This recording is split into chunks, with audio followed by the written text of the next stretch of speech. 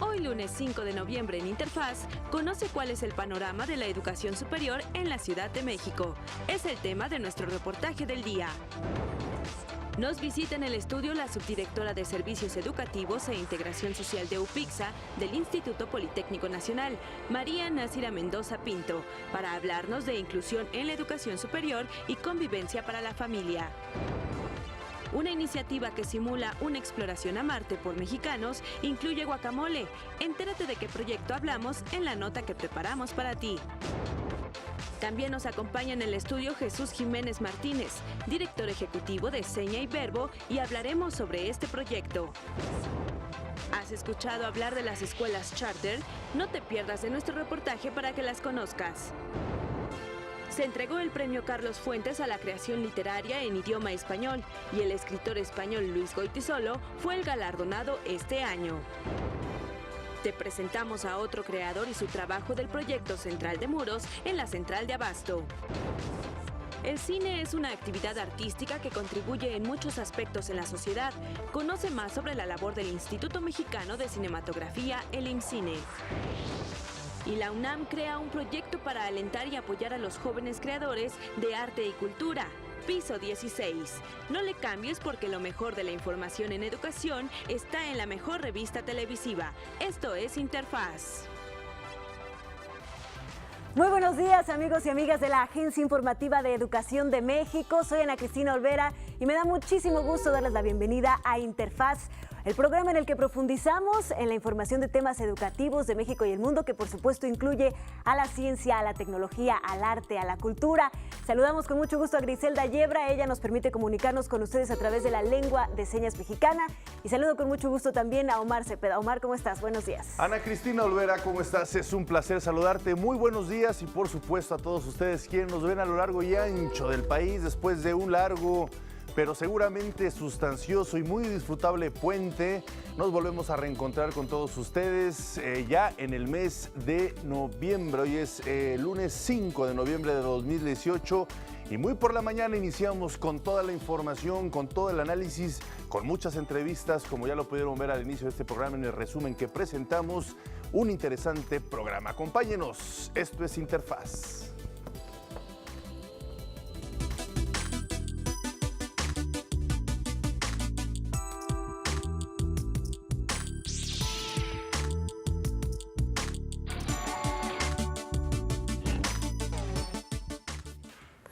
En nuestro país no es común que una persona joven se vea titulada y empleada en lo que estudió, percibiendo además una remuneración justa por su trabajo. Pero en busca de esa promesa, miles de jóvenes emprenden la misma aventura y son también miles los que se van quedando en el camino, quienes no son admitidos incluso tras varios intentos, quienes tuvieron la fortuna de cursar una licenciatura pero no pudieron seguir costeando su estancia en las aulas, quienes egresan para emplearse en la economía informal, quienes deben esperar muchos años para conseguir un empleo digno. De acuerdo con la Organización para la Cooperación y el Desarrollo Económico, la OCDE, de los países que componen el organismo, México cuenta con uno de los porcentajes más bajos de jóvenes que ingresa a la universidad.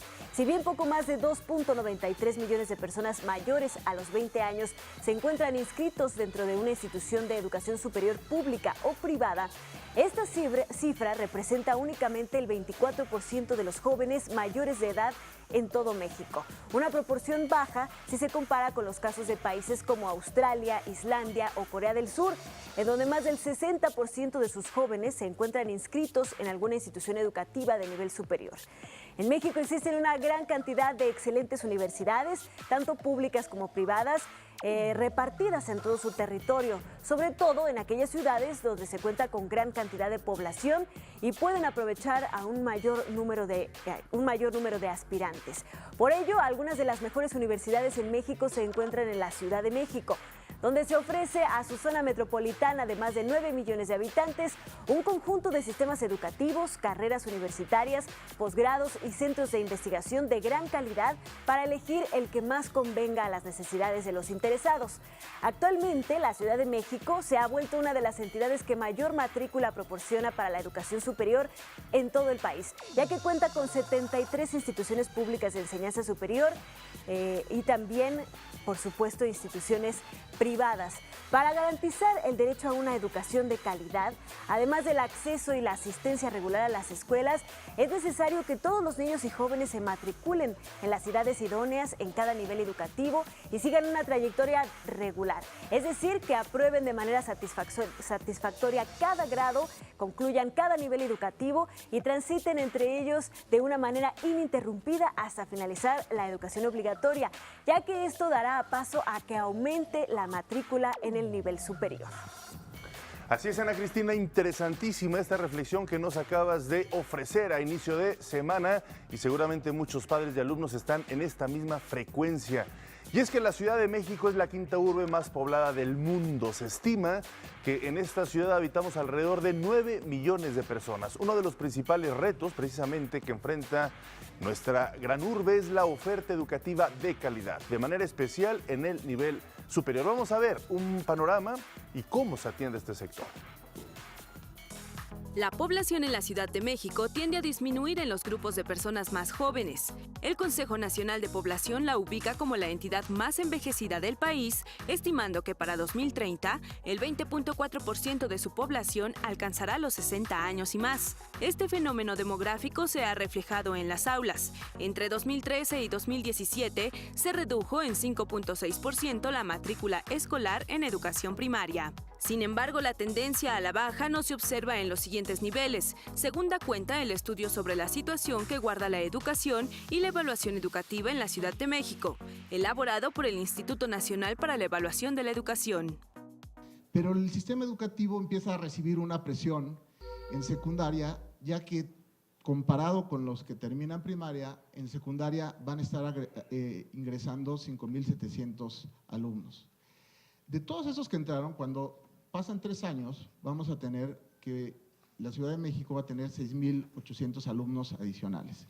Siguen entrando población y en media superior, pues sabemos que por nuestras escuelas nacionales, pues vamos a tener 37,000 alumnos adicionales comparados con los que salieron en secundaria.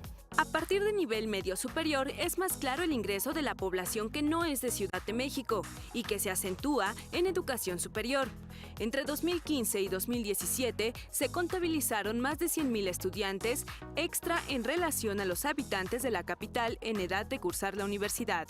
Y tenemos 373,000 habitantes en edad de cursar la educación media superior y en las escuelas hay estos, bueno, en número, y 100,000 más para los ciclos escolares, los 2 ciclos escolares anteriores. La capital del país tiene la mayor demanda en educación media superior y superior debido a que en su territorio se ubican 73 instituciones públicas de enseñanza superior. La Universidad Nacional Autónoma de México, el Instituto Politécnico Nacional, la Universidad Autónoma Metropolitana y la Universidad Autónoma de la Ciudad de México registran el 10% de la matrícula. En el ciclo escolar 2015-2016 estaban inscritos más de 3,600,000 alumnos en diferentes modalidades de educación media superior. De ellos, 2.5 millones acuden a instituciones públicas, mientras que un poco más de 1 millón están en universidades privadas.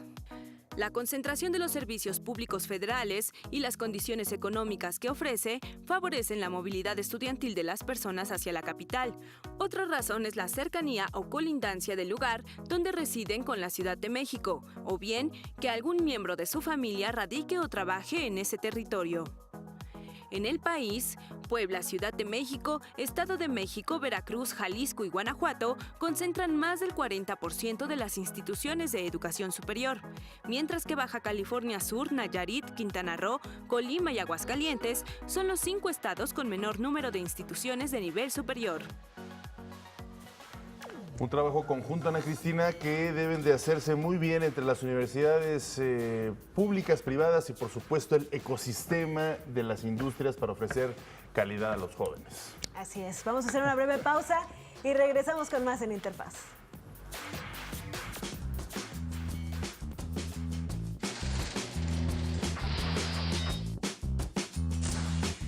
En 1828 se celebra la primera edición de la Feria de San Marcos en Aguascalientes.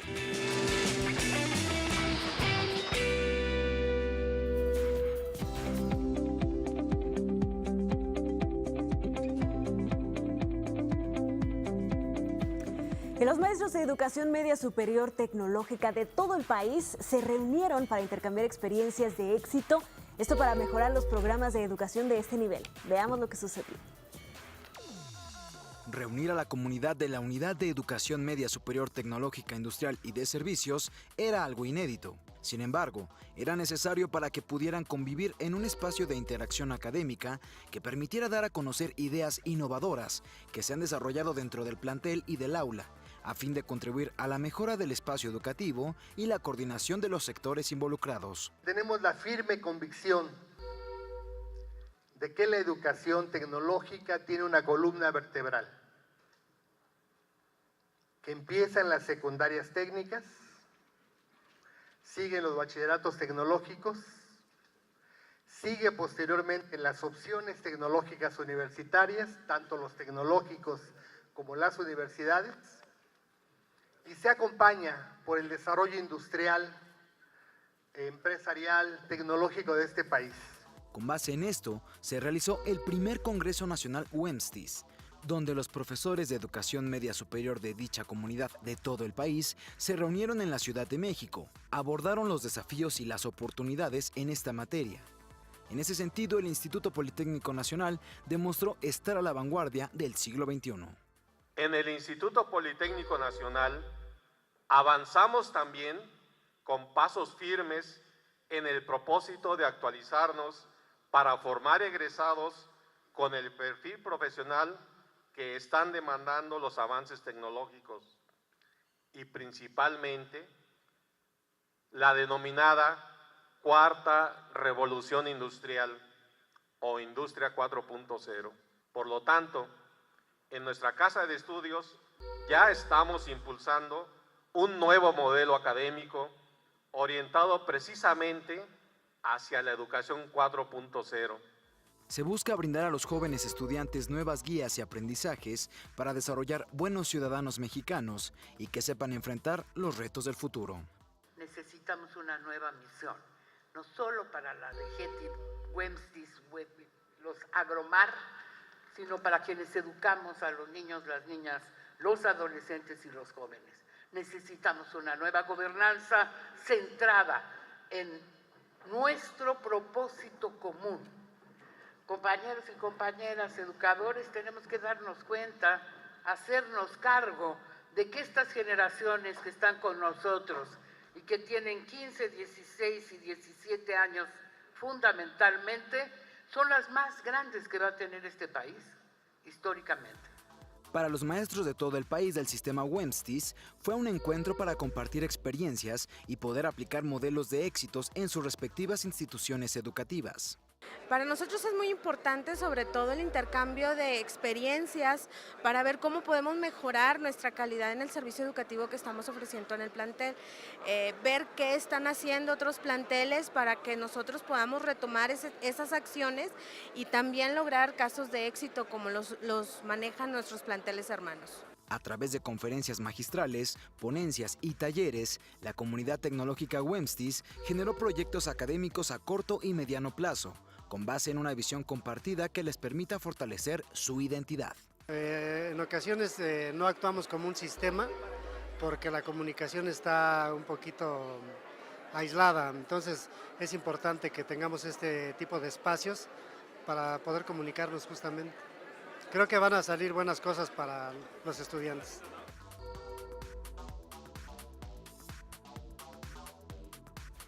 Y la gastronomía es parte fundamental de nuestra cultura, todo el mundo lo sabemos y lo vivimos día a día. Bueno, pues un grupo de mexicanos incluirán uno de los platillos más tradicionales de nuestra cocina en una simulación de una exploración a Marte. Vamos a ver los detalles de este proyecto científico y quién mejor que Ana Cristina cuando regresemos nos podrá redondear este tema tan apasionante. Imagina que pudieras viajar a Marte. Llevas tu libro favorito, tu reproductor de música, fotos familiares, pero ¿qué tal si pudieras llevar tu comida mexicana favorita? ¿Qué llevarías? ¿Qué me llevaría yo al espacio? Guacamole. La idea de llevar guacamole al espacio no es tan descabellada. Forma parte del proyecto Misión de Exploración 1, una iniciativa mexicana conformada por jóvenes estudiantes y profesionistas que buscan incentivar el interés de la población, industria, academia y gobierno en los desarrollos nacionales y en los beneficios que podría implicar contar con un sector espacial. A través de la creación de un programa de misiones análogas en la Estación de Investigación del Desierto de Marte en Estados Unidos. La misión de exploración 1 o MEX-1 es una simulación análoga de una misión a Marte. Lo que vamos a estar haciendo en estas 2 semanas de trabajo en el desierto de Utah es actividades tanto científicas como tecnológicas en las cuales buscamos simular qué es lo que estaría sucediendo con una tripulación 100% mexicana en Marte.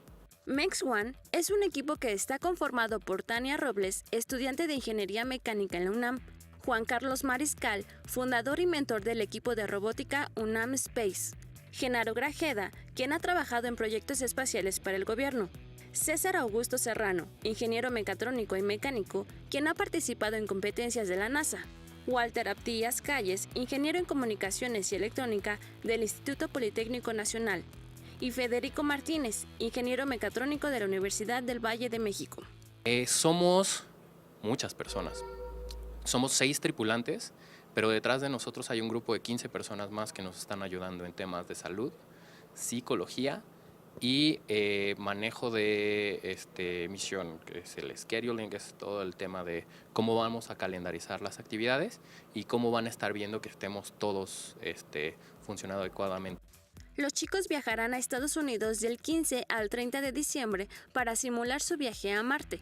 Y para hacer más real su experiencia, contarán con un equipo de acompañamiento y soporte desde la Tierra. Durante 2 semanas, los jóvenes se mantendrán aislados y únicamente tendrán contacto con el control de misión en México. Decidimos que sería una excelente oportunidad tener un equipo 100% mexicano y lo que queremos es crear una plataforma para que más jóvenes mexicanos interesados en el espacio, que no solo sean ingenieros, sino psicólogos, doctores, leyes, arte, se interesen por hacer temas espaciales y simularlos. Los proyectos que buscan simular son el reforzamiento de enlaces satelitales, la resolución de problemas técnicos con el uso de herramientas tecnológicas como impresoras 3D, recolección de muestras a través de rovers. Esto podría ayudar a encontrar más fácil en un futuro las exploraciones, mapeos y rutas del planeta, el uso de drones para una percepción remota y hacer vínculo entre el espacio y la educación. Finalmente, realizarán un concurso para mandar la mejor receta de guacamole al espacio. Proyectos como estos nos demuestran que nuestro país cuenta con el potencial necesario para sobresalir en misiones espaciales.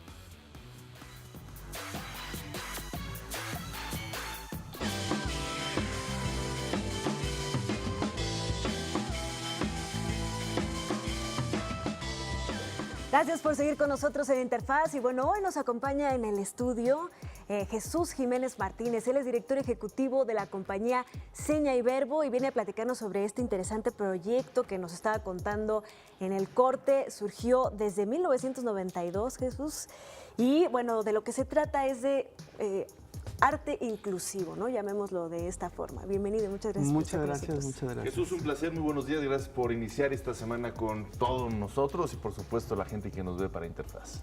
Muchas gracias a ustedes por la invitación, Anita, Omar. Muchas gracias. Platícanos primero nada de dónde surge este proyecto y con qué objetivos principales. El proyecto surge en 1992, viene el National Theatre of Deaf de Estados Unidos. Y en esa época buscaban un actor que hablara un inglés fluido y que fuera actor profesional. Y Alberto Lobnitz, que es el que generó este proyecto, hizo el casting, se quedó enamorado de este proyecto de Teatro Nacional de Sordos de Estados Unidos y decidió empezar a investigar y crear una compañía de teatro de sordos en México. Entonces esa es la base del surgimiento de Seña y Verbo. Y bueno, a finales de este mes cumplimos ya con puestas en escena 25 años. 25 años. ¿Qué fue lo que les motivó? ¿Cómo vieron este grupo minoritario de la sociedad, que no por ello quiere decir que es importante? ¿Cómo fueron catapultando las diversas circunstancias de no solo los sordos quizás, sino también de varios grupos discapacitados y que dijeron vamos a crear este proyecto? de la creación de la compañía a la fecha, pues recordarán ustedes que hace unos 10, 15 años se empezó realmente a dar como un peso a las personas que tienen, bueno, nunca se han puesto de acuerdo cuál es el nombre correcto, pero tienen alguna discapacidad.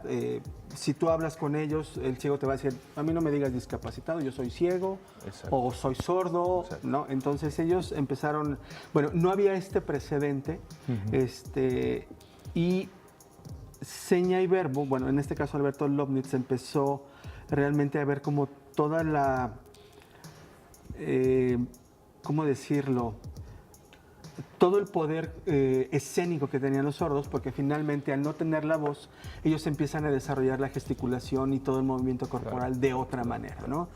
Entonces, él como investigador de teatro también decide hacer como este grupo como parte de una investigación y crear conciencia de que no importa si tienes algún tipo de discapacidad, finalmente también puedes crear arte, ¿no? Claro. Entonces, esa es como la base, la primicia con la que empezó Alberto. Y bueno, el fenómeno con Seña y Verbo empezó a suceder que los actores empezaron a ser profesionales conforme fue pasando el tiempo y los montajes, y empezó a ser un referente en México sobre arte y discapacidad, ¿no? En la actualidad tenemos en estos 25 años, hemos trabajado con grupos de teatro ciego, con gente que tiene debilidad motriz, debilidad intelectual. Entonces, en la actualidad somos eso, somos una compañía de teatro, pero también somos una empresa cultural, claro, que tenemos talleres tanto educativos y de divulgación. Entonces, claro, Seña y Verbo se empezó a convertir en un monstruo, por decirlo de alguna manera. Tenemos 25 obras originales de la compañía, y a lo largo de todos estos años pues hemos tenido cómplices como... en este caso ahorita estamos en México en Escena, que es una beca que da FONCA de la Secretaría de Cultura, pero tenemos proyectos con el British Council, que de hecho la obra que tenemos ahorita en CNA es una coproducción que hicimos con el British Council. Es una adaptación de Romeo y Julieta, se llama Silencio Romeo. La familia de Julieta son oyentes y la familia de Romeo son sordos. Precisamente yo quisiera ahondar sobre este tema, Jesús, porque pues las personas que no vivimos con una discapacidad o que no tenemos cercanas a personas en nuestro día a día con una discapacidad, a lo mejor nos cuesta trabajo pensar en cómo adaptar, ¿no?, todas esas obras, los grandes clásicos, o incluso dónde encontrar a los artistas que generen este tipo de puestas en escena de forma incluyente. ¿Cómo lograron hacer eso? ¿Cómo lograron? ¿Empezaron por la adaptación? ¿Cómo lo adaptaron? ¿O empezaron por obras originales? Me interesaría mucho saber esto. Mira, el proceso de creación de una obra para sordos es un tanto diferente. Se tiene que hacer un texto que se llama glosa, que es el lenguaje que leen los sordos, que es un lenguaje, o la traducción se hace con letras, con símbolos y con números, ¿no? Entonces, bueno, el proceso normal es hacer toda la puesta en escena y después hacer la glosa. En el caso de Silencio Romeo fue muy diferente porque al ser un montaje de Shakespeare, pues es un texto que ya existe. Claro. La traducción la hizo, trabajamos a partir de una traducción original hecha para la compañía, y la adaptación la hizo Carlos Corona, que también dirige la obra. Entonces, Silencio Romeo primero fue el texto, por supuesto, y después fue la glosa. Lo complejo es que no hay señas para la poesía de Shakespeare. Entonces, a la compañía le llevó entre 7 y 8 meses hacer la glosa de ese texto, porque era traducir toda la poesía en señas. Entonces, no era nada fácil, y parte del proceso era hacer una escena, invitar sordos a ver la escena, y después preguntarle, ¿entendiste? Y si había alguna seña que no era clara, había que cambiarla. Claro. O empezar otra vez la escena desde el principio y volver a montarla con señas que fueran lo más clara para ellos, y si eran señas que se inventaban o que se creaban para el montaje, que los sordos pudieran tener como la raíz de dónde venía para poder entender el texto. Claro. Entonces, esa es la parte compleja de los montajes de una compañía de señas, ¿no? Claro. En este caso el proceso fue diferente. Normalmente es primero montar la obra de teatro y después escribes la glosa. Pues es muy interesante esta apreciación. Vamos a hacer una breve pausa, pero cuando regresemos, pues me gustaría que nos platicaras cómo fue, o cómo es más bien a lo largo de estas, pues ya más de una década, esta interacción, cómo se da esta interacción, esta comprensión entre los sordos, entre los ciegos y las personas que no tenemos esta discapacidad de alguna otra forma, ¿no? Y cómo han logrado hacer esta química para que haya una comprensión, entendimiento, aceptación, en fin, todo este modelo que yo creo que en su base es la esencia central de lo que ustedes han buscado, ¿no? La integración como si no hubiese ningún tipo de diferenciación en ese sentido. Entonces, si nos lo permites, Jesús Jiménez Martínez, director ejecutivo de la campaña Sueña y Verbo, vamos a hacer una pausa y regresamos.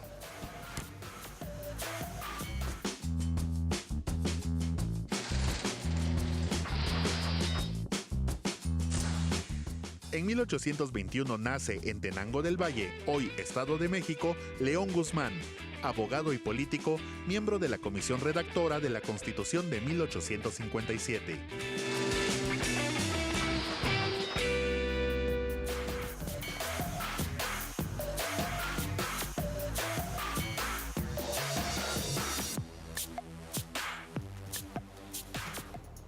Continuamos platicando con Jesús Jiménez Martínez, director ejecutivo de la compañía Seña y Verbo, y hablamos precisamente de esta importantísima tarea que han hecho desde 1992 creando esta compañía y todos los caminos que han tenido que recorrer, y platicábamos precisamente cómo es la esencia de una obra, de una representación donde se involucran las personas con algún tipo de discapacidad, sordos, principalmente sordos en este caso, también personas que no tienen la discapacidad, pero que también les permiten al público que está viendo la obra poderla entender perfectamente bien. Mira, todas las obras de Seña y Verbo, tanto las obras para bebés, para niños, para adolescentes y adultos que tenemos nosotros en repertorio, están diseñadas para que cualquier persona las entienda. Es decir, tenemos normalmente actores sordos, que son la base de la compañía, tenemos actores oyentes, y en escena todos son personajes que interactúan, y eso permite que haya también lengua de señas mexicanas y español hablado, lo que nos permite a todo el público entender cualquier obra. Es como ver cualquier obra que vas al Helénico, al Centro Cultural del Bosque, así están diseñadas las obras de Seña y Verbo. No necesitas saber lengua de señas mexicanas para poder entender. Esto es fantástico, Jesús. Y yo quisiera ahondar en el tema de la divulgación y de la educación, porque platicaba, por ejemplo, con Griselda, quien es la persona que nos ayuda a comunicar todo este programa y todos los productos de la agencia informativa a través de la lengua de señas mexicana. Teníamos una nota sobre una astrofísica que pues es la que descubrió las estrellas pulsar. Entonces me decía, es que no sé cómo hacer, no hay una seña para ese tipo de situaciones. Entonces yo le decía, pero ¿no hay astrónomos sordos? Y me decía, no. Yo, ¿cómo no? No, porque no hay señas para llevar la educación hasta estos niveles. Entonces yo te preguntaría en este sentido, y tú nos decías ahorita, no hay señas para Shakespeare, ¿no? Así es. ¿Cómo hacen ustedes para hacer también una actividad formativa? Me imagino que, como tú bien lo decías también, pues tienen actores que se han formado ya desde 1992 con ustedes y que han logrado una salida artística que normalmente no existe para este tipo de personas. Mire, te voy a contar una anécdota que nos pasó en el Teatro Sergio Magaña hace como 2 años con una obra que se llama El misterio del circo, donde nadie oyó nada. Hubo un día que nos pidieron boletos para una escuela de niños sordos, niños como de entre 7 y 9 años. Terminó la obra y juntamos a los niños con los actores sordos para que platicaran un poco. Y hubo un niño que se acercó y lo que les dijo a los sordos es, después de ver lo que vi, me doy cuenta que cuando yo crezca, no solamente puedo ser sordo, también puedo ser un actor. ¿No? Entonces, efectivamente eso pasa. No hay un programa educativo que trate realmente discapacidades. Ahora, dentro de la discapacidad la más olvidada es la sordera. Hablando en términos políticos, es mucho más procurador de votos si tú sales con un grupo de ciegos y dices, bueno, le regalamos una operación de los ojos, o sales con gente que le estás regalando sillas de ruedas, ¿no?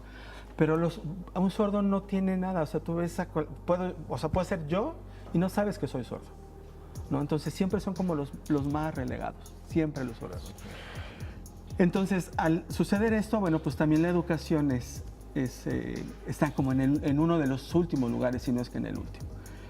Es muy difícil, no existe en las reformas educativas real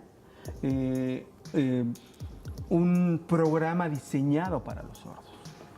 O sea, se sigue pensando en que la gente con discapacidad o son enfermos o pobrecitos. No, son como cualquiera de nosotros que o no ven o no oyen, pero de ahí en fuera hacen cualquier cosa que puedan hacer, que podemos hacer nosotros. Y de hecho la sensibilidad que tienen ellos es brutal, es totalmente diferente. Sí, ¿no? Entonces, la percepción de ver las cosas, claro, de sentirlas, de oírlas y de interpretarlas ellos mismos, ¿no? Y lo que ha sucedido con Seña y Verbo, como no existe un antecedente de actores sordos, pues la compañía fue creando una cosa que se llama técnica de teatro de sordos, que en la actualidad es muy buscada por los actores profesionales, porque finalmente es eso. Te obliga a no utilizar la voz y a tratar de proyectar escénicamente todas las emociones con tu energía corporal, con tu gesticulación y con tus movimientos escénicos. Claro. Pues muy interesante esto que nos comentas, Jesús. Háblanos más de la compañía. Creo que hace rato comentabas que también hay talleres, obviamente generan estas representaciones. Ya nos dirás cada cuándo es la periodicidad. Pero también me gustaría que nos comentaras, por ejemplo, si está abierta a que cualquier público pueda incluirse en esta compañía o solo está definida para actores sordos. Si alguien que quiere ser actor puede entrar o hay formación. Platícanos más el redondeo de esta compañía. Sí, la compañía como base trabaja con actores sordos. Esa es la base de la compañía. Que ahí los forman. Que ahí los formamos. Lo que sucede normalmente es que cuando llega algún director, los directores sí son externos, ¿no? Ajá. Ha estado Alberto Lobnis, Clarisa Maleiros, Carlos Corona, en algún momento David Holguín, ¿no? Entonces, los directores dicen, bueno, esta es la base de mis actores, yo quiero invitar a 2 actores oyentes. Los actores oyentes, nosotros les damos una formación en lengua de señas. Correcto. Porque ellos tienen que decir su texto en español y están obligados a hablar señas, claro, porque también lo que ellos están diciendo lo tienen que enseñar. Eso es obligatorio. Entonces, hemos ido formando actores oyentes en la técnica de teatro de sordos alrededor de los últimos 5 o 6 años para acá, ya como un taller formal. Y es un taller que nosotros abrimos 2 o 3 veces al año para actores profesionales oyentes. Y nosotros normalmente para tener actores sordos nuevos abrimos un programa que se llama El Semillero, en donde es una convocatoria abierta a actores o actrices, bueno, más bien a personas sordas que quieran ser actores. No tenemos, es de 18 años, no hay un límite de edad, y es un taller que damos 2 veces al año y de ahí nosotros escogemos 1 o 2 actores o actrices que van a formar parte de la compañía. Creo que vale mucho la pena, Jesús, que nos regales la página de internet. Lamentablemente se nos está terminando el tiempo para poder que la gente revise cuándo hay funciones, cuándo se abren los talleres, etc. Bueno, las redes son, Facebook es Seña y Verbo y la página es www.senaiverbo.org. Sena, es decir, sin ñ por la... Exacto, porque no... Sí, no se puede poner. No okay. se Sena puede. y Verbo, en ese sentido lo dijo bien. Exactamente, no con S, Sena. Exacto. Con ese Sena. Y bueno, pues ahí está toda la información. Te agradecemos mucho que hayas estado con nosotros. Y pues métanse, sobre todo el Facebook es el que tenemos como más en constante movimiento y se enterarán de talleres y de obras. Y ya te invitaremos cuando estén cercanas las obras también para darle difusión y poder platicar, invitar actores, en fin, todo esto. Sería un placer y también para avisarles cuándo son los festejos de los 25 años e invitarlos. Claro. Muchísimas gracias. Muchas gracias a ustedes, lindo día. Gracias. Una pausa, regresamos.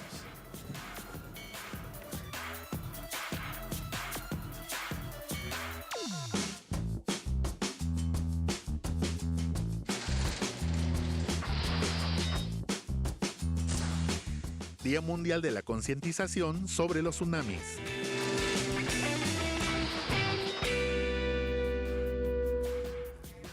Seguimos en Interfaz, gracias por estar con nosotros. Y bueno, la Dirección General de Educación Superior para Profesionales de la Educación, para maestros, a través de su proyecto de GESPE-TV, nos comparten una cápsula que en esta ocasión nos habla sobre Diana Patricia Alvarado, alumna de la Escuela Normal Superior Oficial de Guanajuato, y nos dice para ella qué significa ser normalista.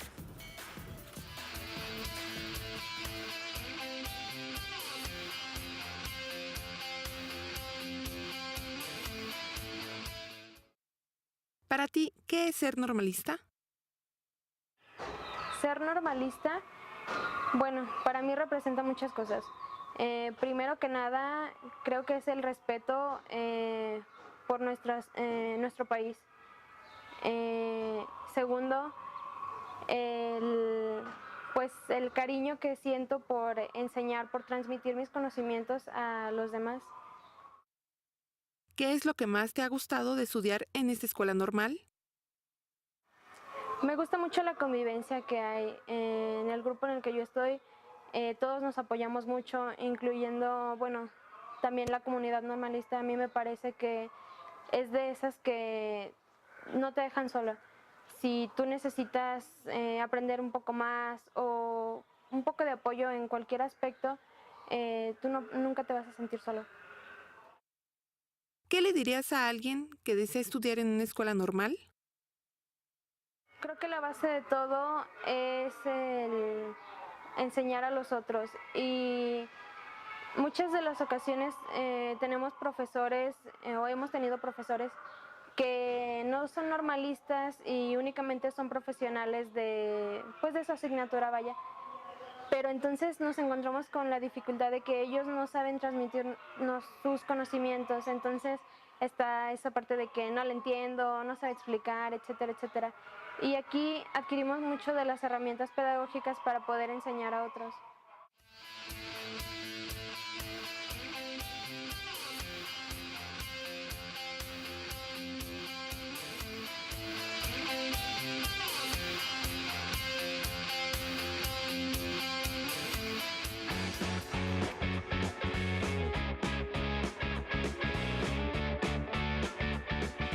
En Estados Unidos existe un modelo educativo que trata de responder a las necesidades precisamente educativas de algunas regiones con algún tipo de rezago. Se trata de las escuelas charter. Vamos a ver su funcionamiento. En Estados Unidos, el modelo de escuelas charter es una tercera opción para la educación. Se trata de escuelas que reciben presupuesto del gobierno, son administradas por particulares y además pueden obtener aportaciones de su comunidad o incluso de empresas. La idea de este modelo fue de Ray Budd a finales de los años 80 y en 1991 el estado de Minnesota fue el primero en adoptar la legislación que permite su funcionamiento. Las zonas conflictivas y con registros más bajos de rendimiento escolar fueron las primeras en aprobarlo. We chose 97 blocks in Central Harlem. Had the worst educational outcomes for children, and we came here because it had the worst. So we went and looked at the urban areas that we had coverage of, and 2 years later we found strongly positive results for kids in urban charter schools. These are kids who are low income, these are kids who are a minority, these are kids who have had long periods in community where the schools are not serving them well. Desde entonces, 43 estados y el Distrito de Columbia han aprobado su implementación. La aceptación de este concepto se ha reflejado en la multiplicación de las escuelas charter, que del año 2000 al 2015 aumentó de 2.000 a 6.900 planteles. El número de inscritos en escuelas charter aumentó en 2.4 millones, mientras que en las escuelas públicas ascendió en 1.5 millones. And when we became a charter school, that first year we took in 120 new sixth grade students, and we had about 4 applicants for every spot, so we did a lottery, and we used one of those wire hand-cranked church bingo machines filled with ping pong balls, and there was a ping pong ball with a number on it for every student who'd applied. And so we'd hold up a ping pong ball and call out the number. The parents would jump up and hug each other. Yo prefiero traerla hasta acá y manejar todos los días para que ella pueda recibir la educación que está recibiendo. Aquí se le ofrece todo el material, todos los libros que es necesario para ella. Las hay desde kinder hasta el equivalente al nivel medio superior y pueden ser puestas en marcha por padres de familia, maestros o incluso empresarios. Aunque deben apegarse a los planes de estudio y metas del gobierno, no tienen que cubrir todos los requisitos burocráticos de una escuela pública, lo que permite a maestros y administradores innovar en sus métodos. When I started Success Academies, I was the mother of 3, And really, when I thought about school design, I thought about what I'd want for my own children. And while, of course, I want them to be well educated, I always knew that the non-academic subjects were as important to me as the academic subjects. And now we're the 7th largest school district in the state of New York and #1 in student achievement. También las hay enfocadas en alguna actividad o cierta población. Paris empezó a venir a esta escuela desde que estaba en kinder. Yo he estado aquí, mi hija está en 2º grado ahora y la escuela es muy buena porque los moldea a los niños a bailar, a cantar, los ponen en stage una vez al año con público para que sientan lo que es estar ahí.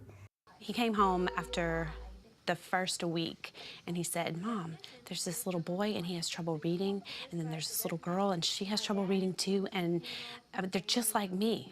What I love most about the school is the opportunities that it provides for everyone. Like, whatever you want to do, the school helps you get to that goal, and it helps you find where you are in society and like what you want to be.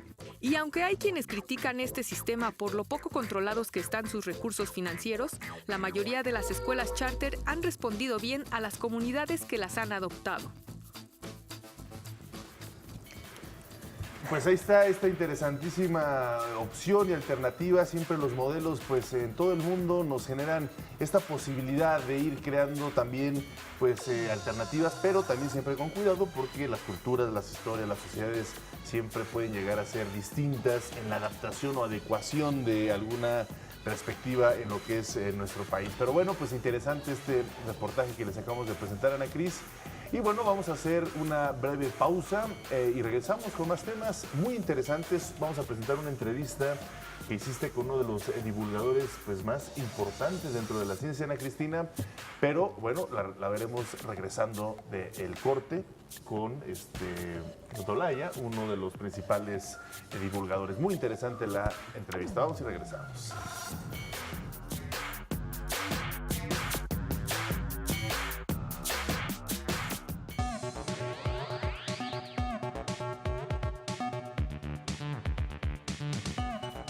Pues así es, amigos de Interfaz. Omar, como bien lo dijiste, tuvimos la oportunidad de charlar hace unos días durante la Fiesta de las Ciencias y las Humanidades que organiza la UNAM. Pues estuvo de invitado uno de los divulgadores de la ciencia más populares de nuestros días. Él es Javier Santaolalla, un español doctor en física que pues se ha dedicado los últimos años a pues contarle a los jóvenes del mundo las maravillas de la ciencia. Vamos a ver lo que nos contó en esta interesante charla. Amigos de la Agencia Informativa de Educación de México, estamos muy emocionados desde el Museo Universum en la UNAM, por supuesto. Él es Javier Santaolalla y bueno, es un gran científico, pero todos lo conocen por su gran labor de divulgación. Javier, muchísimas gracias por estar con nosotros, por ofrecernos esta entrevista. Un placer estar aquí. Cuéntanos, ¿te imaginabas cuando empezaste a adentrarte en la ciencia que ibas a ser un rockstar de la divulgación? No, a la gente le cuesta mucho imaginar que yo era una persona extremadamente tímida y como tal, imaginarme hablando delante de una cámara o subiéndome a un escenario, yo creo que si me lo cuentan, si alguien del futuro viene y me dice vas a ser una persona que va a subirse al escenario, no me lo habría creído. Yo quisiera que empezáramos, siempre es muy emocionante cuando cuentas cómo te empezaste a dedicar a la ciencia. Platícanos cómo lograste encontrar esa pasión. Yo fue de forma casual, en mi caso. Yo estaba estudiando ingeniería en telecomunicaciones, me iba muy bien, pero no era de esas personas que amara la ingeniería tampoco. Y en un libro que me prestaron de física, yo no leía tampoco física, abrí el libro y una de las cosas que sentí fue, ¿por qué me tengo que enterar ahora? Y la otra fue como, wow, o sea, el universo es un lugar mucho más rico de lo que uno sabe o se imagina cuando lo ve día a día. Y eso fue lo que a mí me enganchó. ¿Por qué crees que es importante encontrar esa pasión en la vida? ¿Y qué le recomendarías a los chicos que no la han encontrado?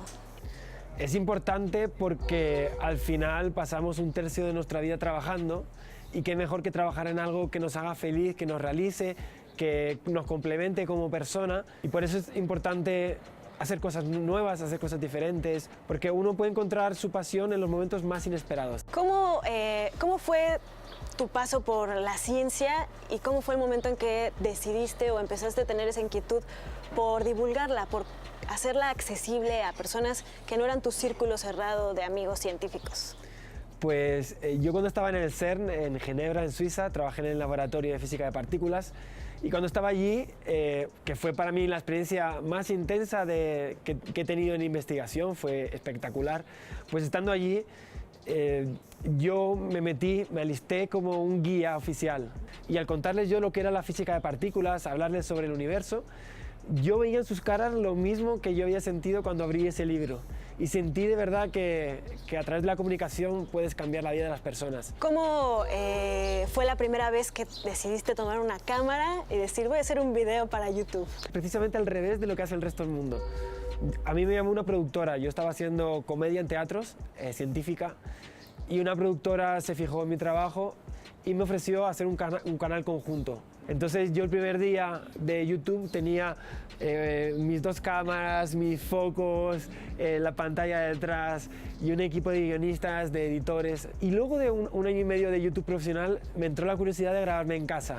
Y ahí que empieza mi segundo canal, Date un Blog, como esa curiosidad de quiero ser el youtuber auténtico, este que se graba recién despertado con las cosas ahí de atrás que no se han guardado.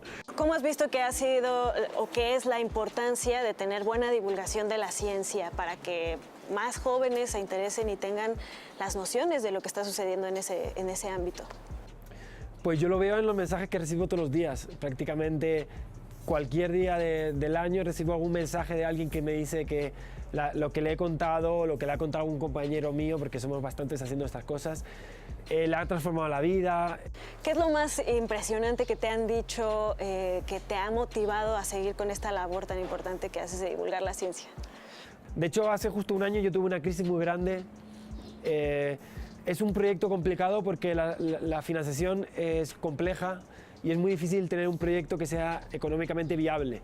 Y para sopesar y ver qué salida le da a la crisis, me vine a América Latina en un viaje que empecé en Brasil, pasé por Bolivia, Perú, Colombia y México, porque yo quería conocer a los seguidores que tenía en América Latina para ver qué efecto real estaba teniendo lo que yo estaba haciendo. Y fueron esas palabras las que han hecho que hoy siga aquí en YouTube. Padres que venían con sus hijos emocionados porque sus hijos le habían pedido un libro. Y definitivamente si tiene sentido es porque la gente lo agradece de una forma muy personal y muy cariñosa y es lo que hace que todo este proyecto siga dando vueltas. ¿Cómo te imaginas la divulgación de la ciencia en español, además? Porque hay muchos divulgadores en inglés. Sí. En el futuro, ¿cuál sería tu ideal de la divulgación de la ciencia? La ciencia, una de las cosas que tenía hasta hace poco, es que tenía vetado el acceso a las grandes masas. Creo que YouTube ha abierto esa posibilidad de llegar a la gente de verdad, al pueblo. ¿Qué le dirías a todas esas personas que todavía no conocen la ciencia? Porque es importante no solamente conocerla, sino invertir en ciencia, en investigación básica, en tecnología, etcétera. Para mí hay 2 cuestiones muy importantes. La primera es que el conocimiento en general, cuando conocemos bien las cosas y las entendemos, somos en muchos aspectos más libres. Porque continuamente estamos rodeados de personas que nos intentan engañar, nos intentan confundir. Hay muchos mensajes, sobre todo ahora en la era de las comunicaciones, muchos mensajes falsos, erróneos, y creo que crearse un espíritu crítico es muy importante y la ciencia te ayuda a tener ese espíritu crítico. Javier, ¿dónde pueden seguirte todos los televidentes y ver tus videos y tus charlas y todo esto? Pues estaré muy feliz de recibirles en mis canales de YouTube, que son Date un Voltio, Date un Blog y Date un Me. Estoy ahora con 3 canales y subo vídeos todas las semanas, así que van a tener ciencia para aburrir. Y luego estoy también en las redes sociales, pues en Hassan Taolaya, en todas las redes sociales, y de viaje continuamente por el mundo dando conferencias.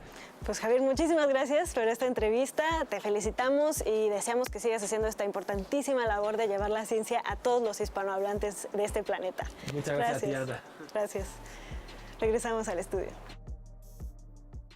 Pues así esta interesante charla, Omar, como bien nos lo comentó Santaolalla en esta plática. Él es un doctor en física, trabajó en el CERN y cuando daba estas pláticas pues se dio cuenta de que tenía una facilidad para hacerle llegar estos conceptos científicos a las personas y ahora pues se dedica de lleno a hacer estos videos de divulgación y esas charlas que han impactado de forma impresionante, tanto así que pues se está convirtiendo en una moda ser divulgador de la ciencia, saber de ciencia, etcétera. Hay una gran cantidad de divulgadores españoles científicos muy importantes. Pero bueno, qué bueno que sea esta moda, porque bueno, la ciencia finalmente va a ser un tema que está transformando nuestras vidas por todo lo que significa, cada vez más acceso al espacio por parte de los seres humanos, se ha hecho empresas, en fin, un mundo que hay que ir abarcando. Pues muchísimas gracias por esta entrevista, Ana Cris. Vamos a una pausa, regresamos.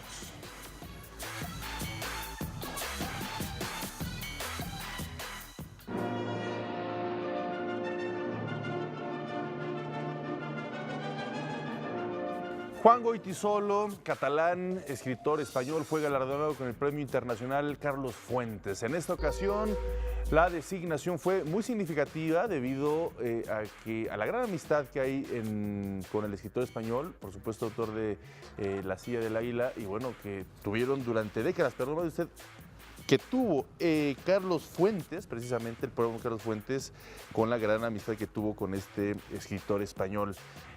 Bueno, vamos a ver qué fue lo que sucedió. En sus textos, el Nobel de Literatura Mario Vargas Llosa propone que la lectura enriquece los sentidos, la sensibilidad y los deseos humanos. Además, asegura que el novelista no elige sus temas, los temas lo eligen a él. Los escritores son un reflejo de identidad y de cosmovisión cultural y social. El Premio Internacional Carlos Fuentes es un galardón bienal que busca reconocer la creación literaria en idioma español.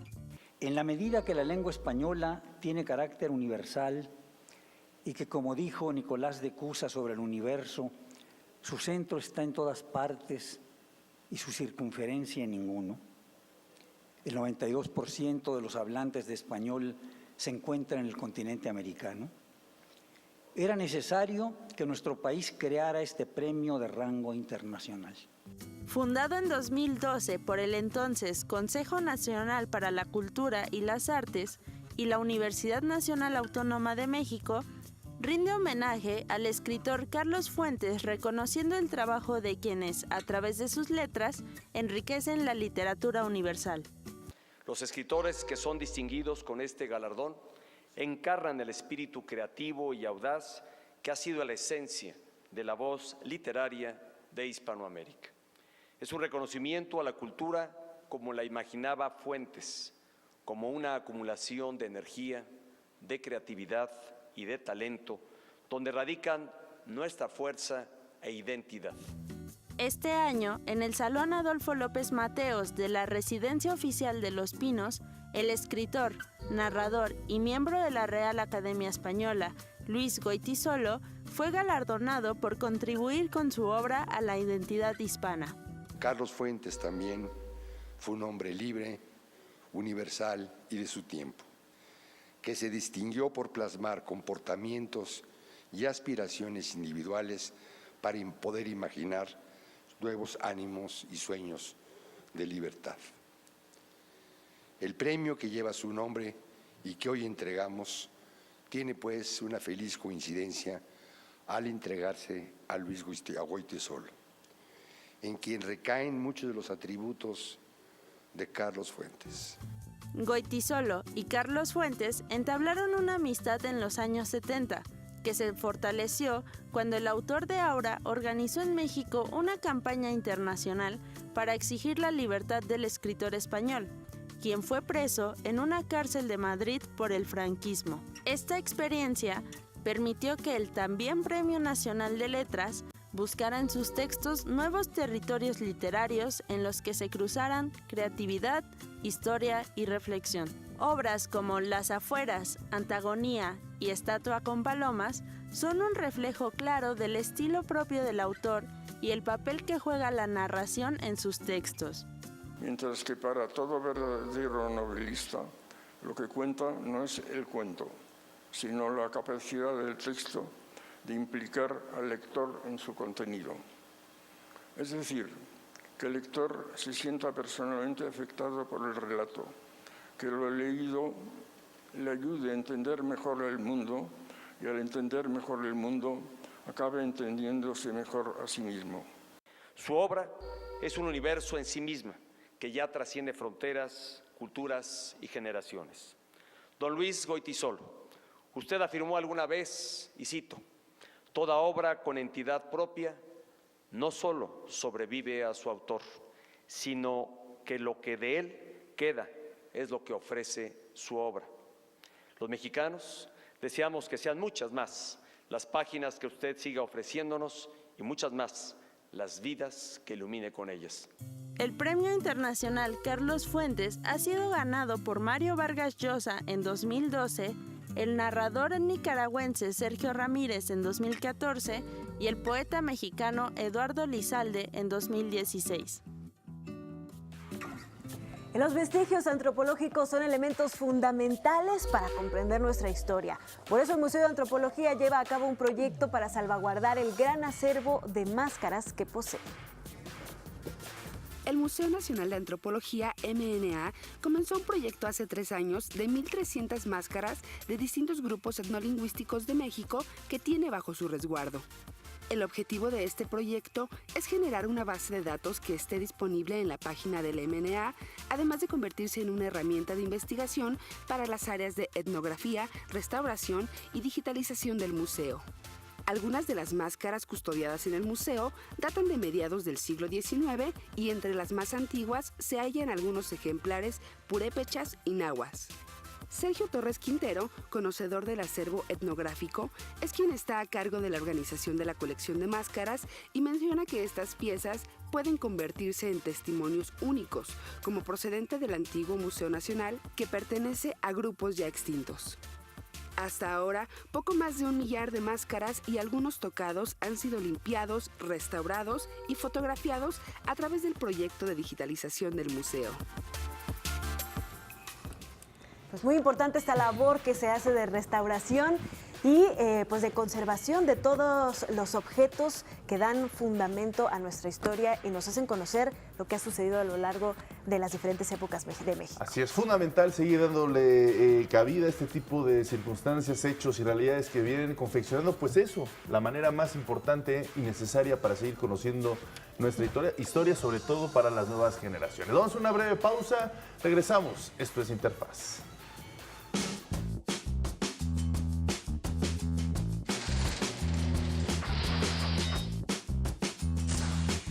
En 1828 se celebra la primera edición de la Feria de San Marcos en Aguascalientes.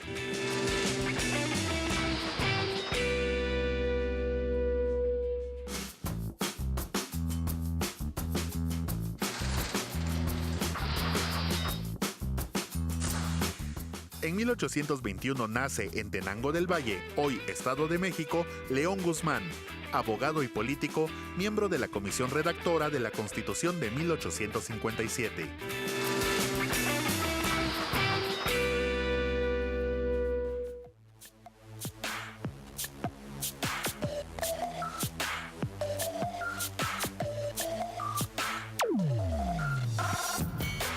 Vamos a ver la tercera parte de esta serie que hemos entregado sobre los murales que visten la Central de Abastos. El lienzo de Daniel Gómez es un muro de la Central de Abasto, en donde logró representar el trueque entre el oro y el cacao. Hace un homenaje a este lugar como centro de intercambio y representó a Tlaloc y Xochipilli como 2 de los elementos principales. Los guerreros, porque para estar aquí en la Central y jalar un diablo hay que ser guerrero, ¿no? La verdad es que eso es más que nada eso. En 20 metros, el Hielos, conocido así por ser repartidor de hielo en este lugar, cuenta una historia con su propio lenguaje. Hay muchos compañeros aquí que trabajan y siguen siendo grafiteros, que hacen muralismo o cantan, ¿no?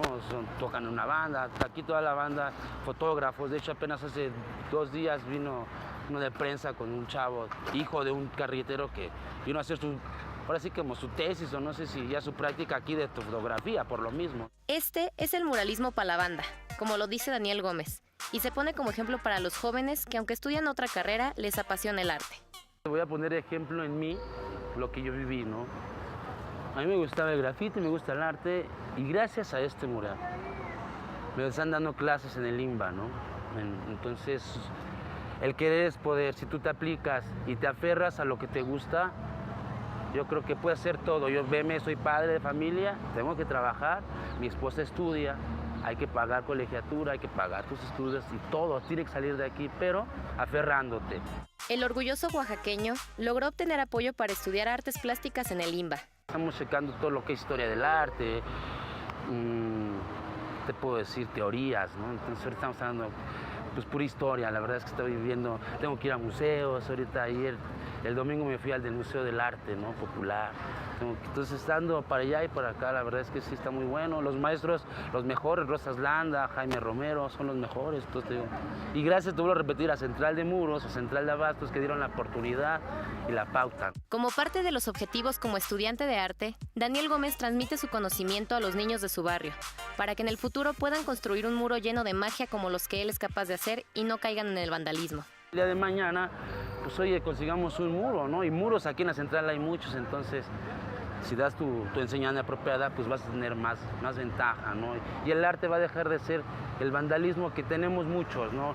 Vemos graffiti, no es vandalismo, cuando sabes que puedes hacer otra cosa. En esta galería de arte urbano se logra representar la cultura mexicana y se consigue que los visitantes y la gente que camina diariamente por ahí identifiquen y logren cuestionar cada uno de los elementos que en ellos se encuentran. Y bueno, estos murales también, recordemos, están intentando reflejar algunos de los 17 Objetivos de Desarrollo Sostenible para así socializarlos y que la sociedad, valga la redundancia, entienda mejor de qué se tratan estos objetivos que intentan alcanzar todas las naciones que forman parte de las Naciones Unidas.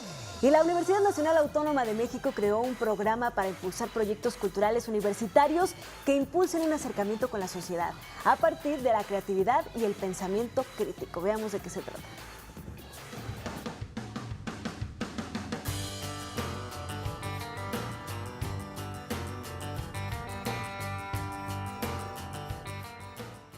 Piso 16 es un programa nuevo de la Coordinación de Difusión Cultural de la UNAM que inició como programa el día 21 de mayo de este año para buscar el acompañamiento a jóvenes artistas, comunicólogos y gestores culturales para que puedan planear su desarrollo personal, su vida y su profesionalización a largo plazo y que sea económicamente sostenible.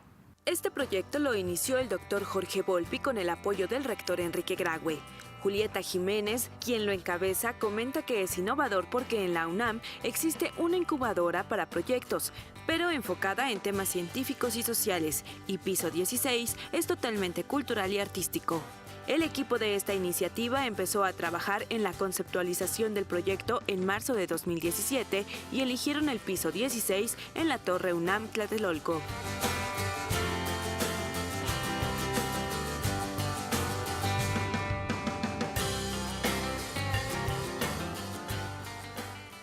Desde este punto, el Piso 16, sí tenemos una vista realmente interesante, que yo digo que es un privilegio estar aquí, pero que también es un compromiso, ¿no?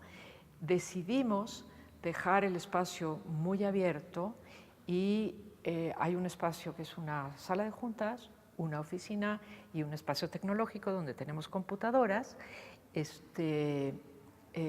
pero están cerrados con mamparas de vidrio para no perder la transparencia. La idea central es mantener un espacio abierto, pues la directora comenta que así se mantiene la versatilidad porque los proyectos que reciben pueden ser de disciplinas artísticas totalmente distintas. Los proyectos que se eligen, uno de los conceptos que tienen que tener es que proyectos de artistas, gestores culturales y comunicólogos, que tengan un involucramiento con la sociedad. Esto quiere decir que cada proyecto tiene un planteamiento específico de cómo puede contribuir al mejoramiento de la sociedad. Nosotros ofrecemos a los proyectos que se eligen 50,000 pesos. Y bueno, creo que es importante comentar cómo se eligen los proyectos. Es a través de una convocatoria. Estamos en este momento trabajando con 6 proyectos, porque la primera convocatoria se planteó para iniciar en el mes de mayo, que fue cuando empezamos, el 21 de mayo, y entonces están trabajando hasta diciembre, 6 meses. Después de la primera etapa en la que se dio apoyo a 6 proyectos, obtuvieron mucho interés por parte de los jóvenes. Por eso, para la convocatoria 2019 que cerró en octubre, recibieron 135 proyectos, de los cuales seleccionarán 10 para trabajar de febrero a diciembre de 2019. Tienen un mentor con el que trabajan una vez a la semana y una serie de talleres durante todo el año y que están prácticamente 2 tardes a la semana aquí. Es bastante intenso, sí se tienen que comprometer en términos de tiempo, porque es al menos 2 tardes a la semana durante 10 meses. Pueden participar quienes hayan estado en preparatorias incorporadas, tuvieron una credencial de la UNAM y pueden participar. Si son grupos, el grupo tiene que tener un componente de 40% de la UNAM. Y un 60% puede no ser de la UNAM. Adicional a este proyecto se tiene la convocatoria Partir del Punto, la cual busca profesionalizar a jóvenes a partir de renovar la revista Punto de Partida, convocando a un equipo que tenga un editor, un diseñador y un comunicólogo, generando la revista durante un año. Esta invitación se cierra el 8 de enero.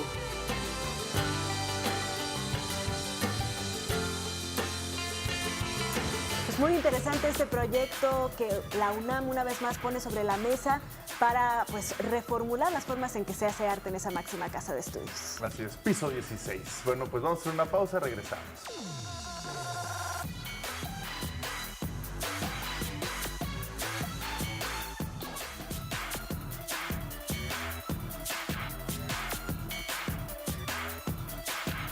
El arte, como también es conocido el cine, es una expresión artística que cumple con muchas funciones como la de educar, entretener y convertirse en riesgo histórico. El Instituto Mexicano de Cinematografía, el IMCINE, desde su creación en 1982 difunde, crea y fomenta la creación de filmes en nuestro país.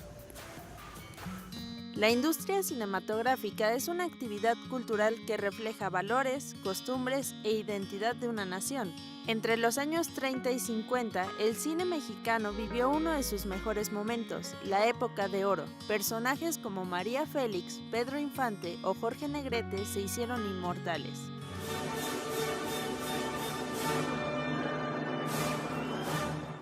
Pero con el tiempo, ese periodo de esplendor fue seguido por un declive, llegando a una crisis que hasta hoy encuentra piedras en el camino.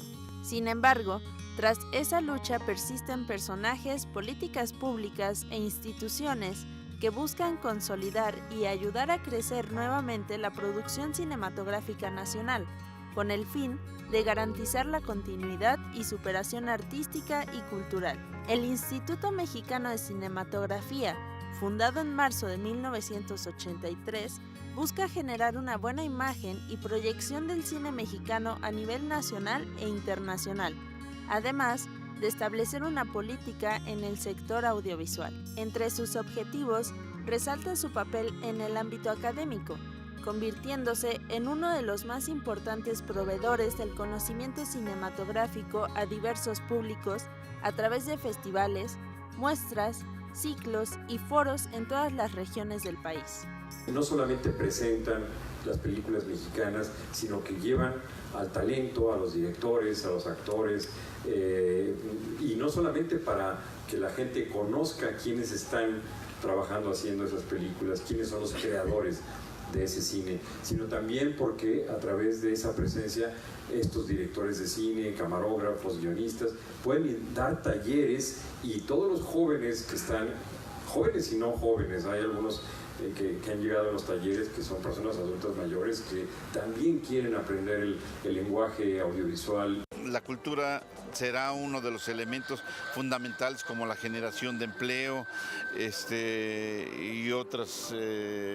y otras medidas que contribuirán a restituir ese tejido social y que la gente se vuelva a apropiar de los espacios públicos y tengan derecho al disfrute y al entretenimiento que representa el cine y otras manifestaciones artísticas. En 1989, el IMCINE se incorporó al Consejo Nacional para la Cultura y las Artes para incidir en el surgimiento del nuevo cine mexicano, donde debutaron una amplia serie de directores nacionales. Suficientes son los problemas de un solo día.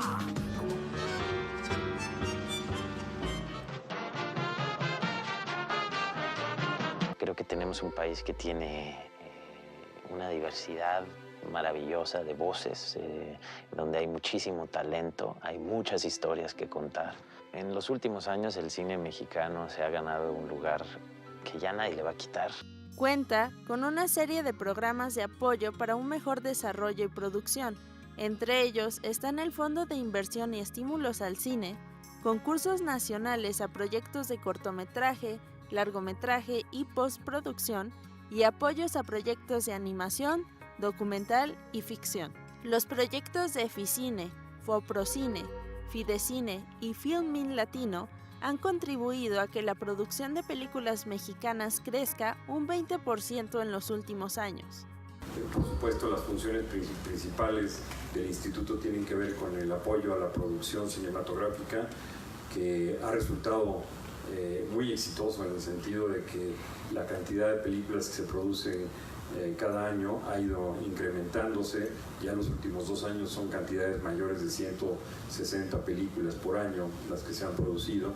El Instituto Mexicano de Cinematografía cumplió en este 2018 35 años de impulsar el desarrollo del cine nacional, tiempo en el que ha sido testigo de cambios, logros y retos que han impulsado la creación y la búsqueda de una mejor distribución, difusión y divulgación de la industria cinematográfica mexicana a través de la libertad creativa y el conocimiento. Pues ahí está una parte de la historia de esta gran institución, IMCINE, que pues en los últimos años ha hecho que la industria cinematográfica en nuestro país sea una de las más importantes, no solo de la región, sino del mundo. México es un gran productor de cine. Y ahí están los resultados, grandes actores, productores, directores, fotógrafos, realizadores, en fin. Estamos viviendo un estado de gracia que ojalá se mantenga, el talento pues está ahí de forma irrenunciable, así que, bueno, enhorabuena para el cine mexicano y bueno, pues llegamos al final de la emisión del día de hoy de Interfaz. Muchísimas gracias por acompañarnos. Mañana tendremos más en estas pues aventuras del mundo del conocimiento y la educación. Nos vemos mañana. Así es, Omar. Gracias también a Grisela Yebra, quien nos ayuda a comunicarnos con ustedes a través de la lengua de señas mexicana. Mañana a las 9, Interfaz.